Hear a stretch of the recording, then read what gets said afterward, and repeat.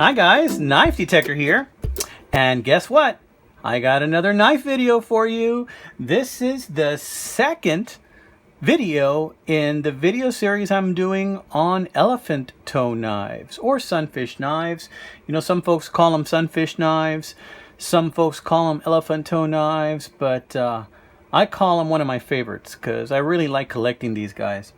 And most of the ones that I have are lower end, but as far as the price goes, but I love them because there's just so many variations of them, so many materials that they can be made with, and they're just so handy. They fit in your pocket just perfectly.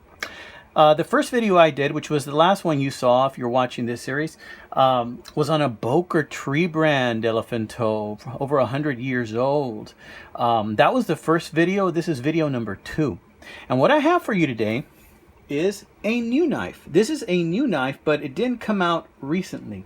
This is a knife that is a Frost, and as far as I can tell, it has not been used. I bought this on eBay, and I did pay for this, you know, more than I've ever really paid for a Frost knife. I paid 30 bucks for this. This was what I would call an impulse buy.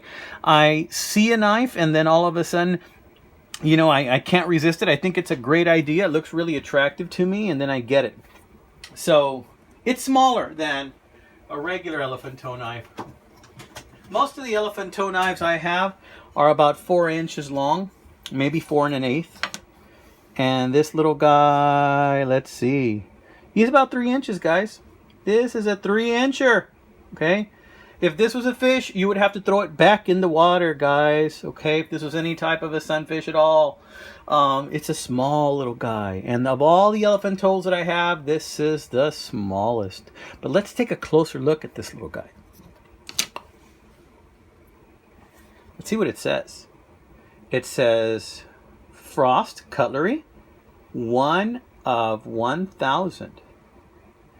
There you can see that match strike nail nick. Look at that detail on that match strike nail nick. They really did a fine job on that detail, didn't they? Some nice, I think it's etching on the blade. Frost Cutlery, first production run, limited. I don't know about all that. Probably still going to carry it. Check out this cute little nub of a blade. Look at that. How's that for opening letters and such? That's a cute little blade. And you guys know I'm a sucker for a yellow-handled knife. I don't know why. I like the color yellow. I think it just makes me feel good. And I'm a sucker for a yellow-handled knife. But let's take a closer look at that big blade. First of all, let's close the little one. Ooh, that's stiff, guys. That's probably an 8 or a 9 pull there. Let's see. Ooh, let's open this up. Pretty stiff.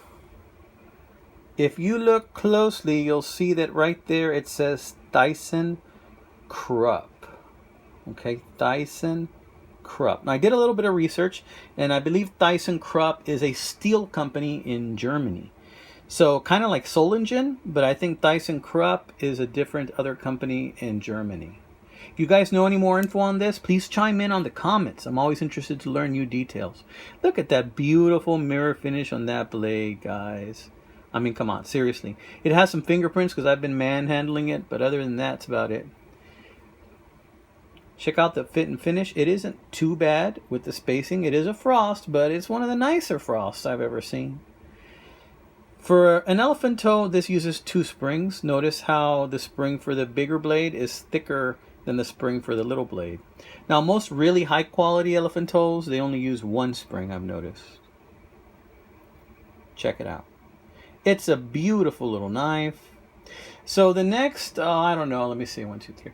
Probably 4 or 5 videos will also be on elephant toe knives. I think maybe 4 more. If you're interested on elephant toe knives, you might want to stick around. I have different kinds coming up. Really like this one. I might pocket carry it tomorrow. The wonderful thing about a knife like a Frost knife or a Rough Rider or a Marbles knife is that because they're so affordable, you really don't mind carrying them in your pocket. At least I don't.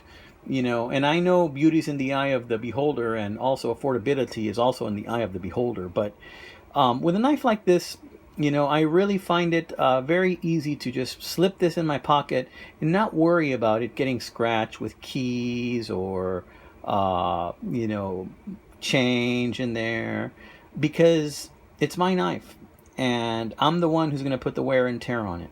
I'm not sure when this knife came out, but I'd say it probably came out probably maybe within 10 years ago, and maybe a little bit longer. It's a beautiful little knife, and I'm going to be happy to carry this in my pocket. There you can see there's the Frost emblem. Let's see if we can get a better look at that by closing it a bit. Nah, it's pretty well hidden. That tang is pretty well hidden in there behind the bolster. Yeah. ThyssenKrupp. Alright. In any case, this has been the Knife Detector with another little beauty. I like to show you knives that are out there, guys. I like to show you knives that if you like them and you see them in my video, you can go hunt for them. Hunt for them. Look for them on eBay. Look for them on Etsy. Look for them in all types of search engines that you can find. And they're out there. Part of the joy of knife ownership and knife collection, I think, is the hunt, guys. The hunt, and also finding that wonderful treasure. All right, guys, this is a Knife Detector. Stay safe, guys and girls, and God bless you, and keep your knives sharp, and keep your wits even sharper.